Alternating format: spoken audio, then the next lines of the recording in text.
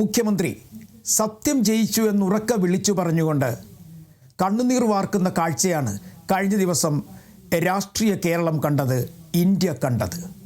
പ്രത്യേകിച്ചും ഡൽഹിയിലെ മുൻ മുഖ്യമന്ത്രി അരവിന്ദ് കെജ്രിവാൾ. അദ്ദേഹം അധികാരത്തിലെത്തിയ നാൾ മുതൽ തന്നെ വലിയ തരത്തിലുള്ള രാഷ്ട്രീയ ചർച്ചയായിരുന്നു. രാഷ്ട്രീയത്തിനപ്പുറം നമ്മൾ കേട്ടിട്ടില്ലാത്ത, കണ്ടിട്ടില്ലാത്ത മറ്റൊരു രീതിയിലൂടെ സഞ്ചരിച്ച് അധികാരം പിടിച്ചെടുത്ത അരവിന്ദ് കെജ്രിവാൾ. അദ്ദേഹത്തെ താഴെ വീഴ്ത്തിയത് ഒരു മദ്യനയത്തിൻ്റെ പേരിലായിരുന്നു.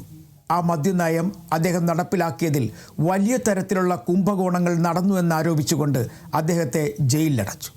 ഏകദേശം 156 ദിവസമാണ് അദ്ദേഹം ജയിലിൽ കിടന്നത്. ഒരു മുഖ്യമന്ത്രി ജയിലിലേക്ക് പോകുന്നു, അതും പ്രത്യേകിച്ചും ഒരു മദ്യനയവുമായി ബന്ധപ്പെട്ട കേസിൽ. കോടികൾ സമ്പാദിച്ചു എന്നായിരുന്നു CBIയുടെയും EDയുടെയും ഒക്കെ കണ്ടെത്തൽ.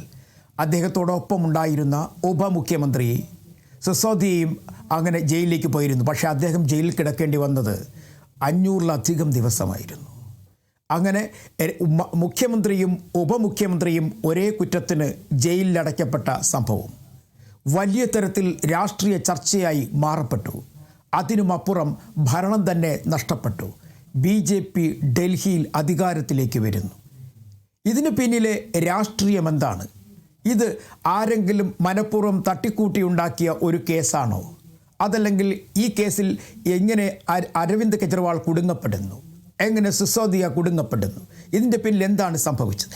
2021 ഇതുമായി ബന്ധപ്പെട്ട സംഭവങ്ങൾ നടക്കുന്നത്. മദ്യ വ്യവസായത്തിന് ചില ഇളവുകൾ അദ്ദേഹം നൽകി.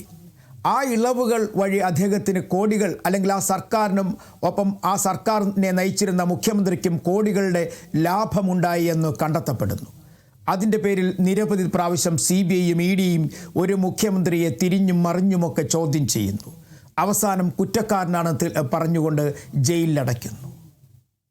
അദ്ദേഹം ജയിലിൽ കിടന്നുകൊണ്ട് മുഖ്യമന്ത്രി സ്ഥാനം ഒഴിയുന്നു. പകരം മുഖ്യമന്ത്രി അവിടെ വരുന്നു. ആ മുഖ്യമന്ത്രി ഇരിക്കുമ്പോഴും വിചാരണയ്ക്ക് തയ്യാറെടുത്തുകൊണ്ടേയിരുന്നു അരവിന്ദ് കെജ്രിവാൾ. പക്ഷേ അവിടെ ആയിരുന്നു വലിയ രാഷ്ട്രീയ ചർച്ച. ഇത് BJP ഒരുക്കിയ ഒരു കെണി ആണെന്നാണ് ആം ആദ്മി പാർട്ടിയും അതുമായി ബന്ധപ്പെട്ട ആളുകളും ഇടതുപക്ഷത്ത് നിന്ന് ചിന്തിക്കുന്നവരുമൊക്കെ പറയുന്നത്. 2021 മദ്യനയം വഴി കിട്ടിയ പൈസ ഉപയോഗിച്ച് ഗോവയിൽ തെരഞ്ഞെടുപ്പ് പ്രചരണം നടത്തിയെന്നായിരുന്നു ഒന്നാമത്തെ ഏറ്റവും വലിയ ആരോപണം. ആ ആരോപണം ശരിവയ്ക്കുന്ന തരത്തിൽ ഒന്നും തന്നെ കണ്ടെത്തുവാൻ പ്രത്യേക അന്വേഷണ സംഘത്തിനോ അല്ലെങ്കിൽ CBIക്കോ EDക്കോ കഴിഞ്ഞില്ല എന്നുള്ളതിൻ്റെ തെളിവാണ് കോടതി വിധി. വെറുതെ വിട്ടത് മാത്രവുമല്ല, ഈ കേസിലെ ഒന്നാം പ്രതി കുൽദീപിനെതിരെ എടുത്തിരിക്കുന്ന കേസുകൾ, അതിൽ ഒരു തരത്തിലുള്ള തെളിവുകളുമില്ല. ഇത്തരത്തിൽ തെളിവുകളെടുത്ത ഉദ്യോഗസ്ഥർക്കെതിരെ നടപടി ഉണ്ടാകുമെന്ന് കോടതി തന്നെ വിളിച്ചു പറയുന്നു. അപ്പോൾ എന്തിനായിരുന്നു ഇങ്ങനെ ഒരു കേസ്? അതാണ് ഏറ്റവും വലിയ ചർച്ചയായി മാറപ്പെടുന്നത്. ഒരു പക്ഷേ ഏറ്റവും വലിയ രാഷ്ട്രീയ ചർച്ചയായി മാറപ്പെടാൻ പോകുന്നത്. ഡൽഹിയിൽ ആം ആദ്മി പാർട്ടിക്ക് രാഷ്ട്രീയം നഷ്ടപ്പെട്ട, അല്ലെങ്കിൽ ഭരണം നഷ്ടപ്പെട്ടെങ്കിലും അവരുടെ രാഷ്ട്രീയ ശക്തിക്ക് വലിയ കുറവൊന്നും സംഭവിച്ചിട്ടില്ല. പഞ്ചാബിൽ ഇപ്പോഴും ഭരണമുണ്ട്.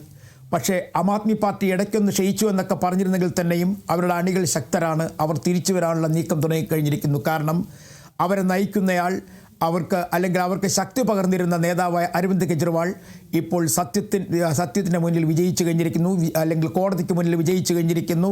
സത്യം തിരിച്ചറിഞ്ഞിരിക്കുന്നൊക്കെ അദ്ദേഹം ഉറക്കെ വിളിച്ചു പറയുന്നു. മാത്രവുമല്ല, ഒരു മുഖ്യമന്ത്രി വിധി കേട്ടിട്ട് കണ്ണുനീരൊഴുക്കിക്കൊണ്ടാണ് പറഞ്ഞത് സത്യം വിജയിച്ചു എന്ന്. അദ്ദേഹം മാത്രമല്ല, അദ്ദേഹത്തിൻ്റെ പത്നി ഉൾപ്പെടെയുള്ളവർ പറഞ്ഞത് ഇത് തന്നെയായിരുന്നു, സത്യം വിജയിച്ചുവെന്ന്.